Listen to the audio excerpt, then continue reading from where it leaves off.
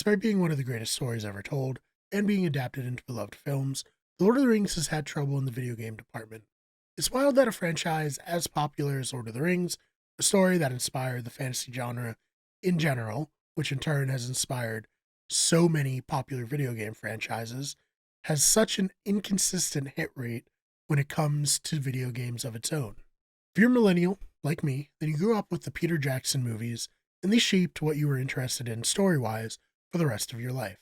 It's unlikely that Game of Thrones would have been given a chance to morph into the cultural phenomenon that it has become if it weren't for the Lord of the Rings films.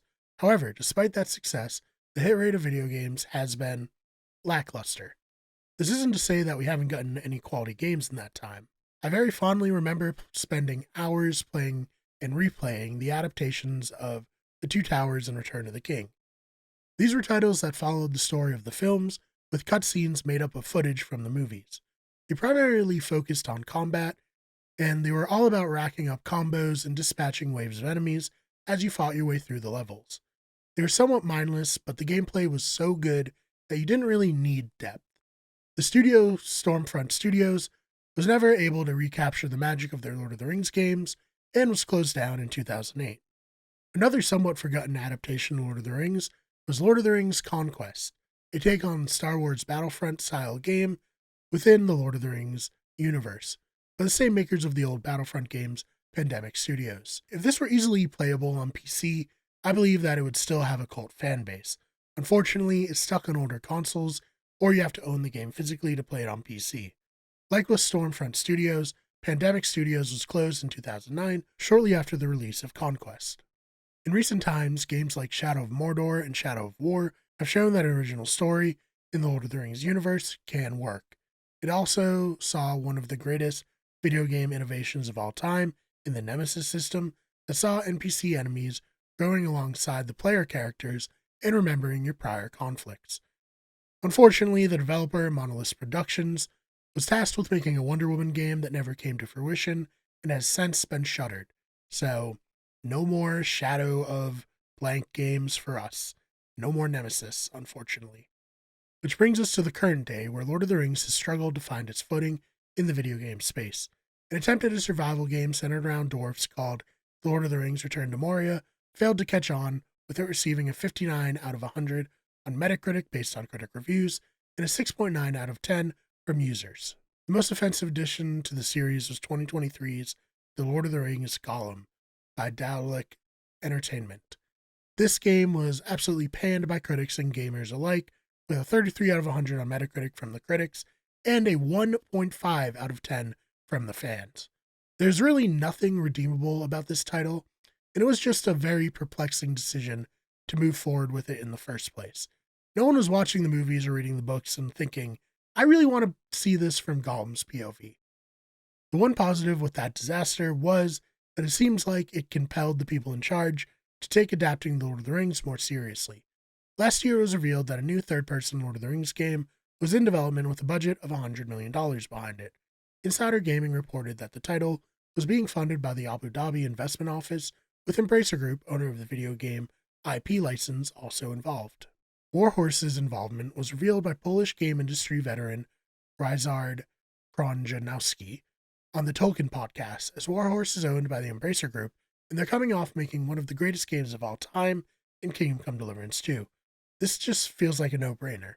Now, I've been very upfront about my love for KCD2. It was my personal game of the year last year, and it's become my favorite video game of all time. The gritty realism mixed with the harsh combat that has a steep learning curve but feels amazing once you master it, the complex storylines that interweave with one another, and the random NPCs who often have more personality than many main characters in video games, created what is a sublime and special product.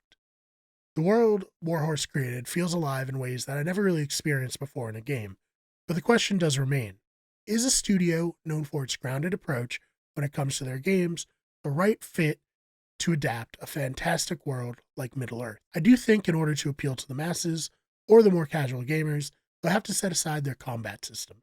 The learning curve is just too steep for players who might buy the game strictly for the Lord of the Rings branding. Losing the combat system and perhaps some of the more harsh roleplay systems would be disappointing for fans of those aspects of the game. However, I believe that the exploration and character interactions are really what sets KCD2 apart from its contemporaries. Middle-earth is the perfect destination to take advantage of those two strong points. The scale will undoubtedly be bigger than the Trotsky region or Gutenberg. The reported budget is more than twice as much as the reported budget of 40 to 45 million spent on KCD2. Now, I'd be lying if I said that this all didn't excite me.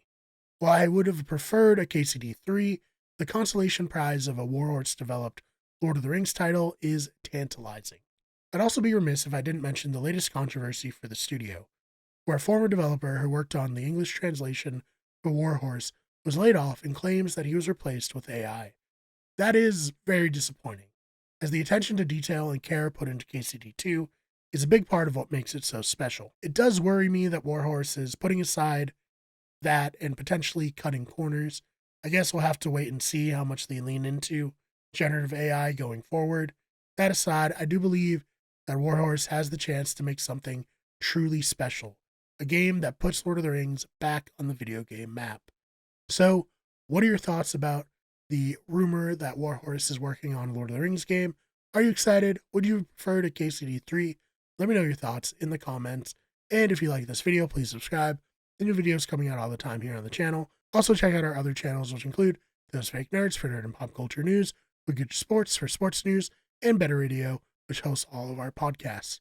Thank you so much for checking this one out, and I will see you in the next one. Also, please subscribe because I'm trying to get to 2,000 subscribers, which is really not a huge goal, but it's our goal nonetheless. So we'd really appreciate it if you subscribed.